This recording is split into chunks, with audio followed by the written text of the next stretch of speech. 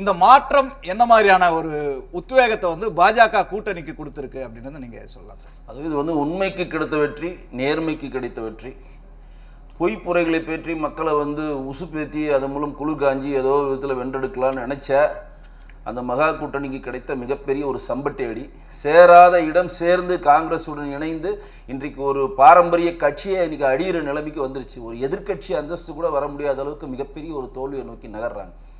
நீங்கள் நல்லதோ கெட்டதோ ஐக்கிய ஜனதா தளம், ராஷ்டிரிய ஜனதா தளம் லலு பிரசாத் யாதவ் பீகார் ஆள்றப்ப என்னென்ன நல்ல விஷயங்களை செஞ்சீங்க அப்படின்றத பொதுமக்களிடம் கொண்டு போய் சேர்க்க தவறி சாருன்ற ஒரு இதை பிடித்து கொண்டு அந்த சார் பின்னாடியே ராகுல் காந்தி பேச்சை கேட்டு, அதுதான் முன்னாடி சொன்னேன், சேராத இடம் சேர்ந்து வீழ்ந்தாயடான்ற அந்த பாட்டு ஒரு மிகப்பெரிய உதாரணமாக இருக்கும் காங்கிரஸுக்கு. அந்த சாரை மட்டும் அவங்க விட்டுட்டு வளர்ச்சிக்கான பணிகளும் செய்த சாதனைகளையும் மக்களுக்கு தாங்கள் என்ன செய்ய போகிறோம் அப்படின்றத கடைநிலையில் இருக்கக்கூடிய தொண்டர்களுக்கு கொண்டு போய் சேர்த்துருந்தாங்கன்னா கண்டிப்பாக ஓரளவு ஒரு டீசன்சியான ஒரு ஓட்டை நோக்கி நகர்ந்திருப்பாங்க.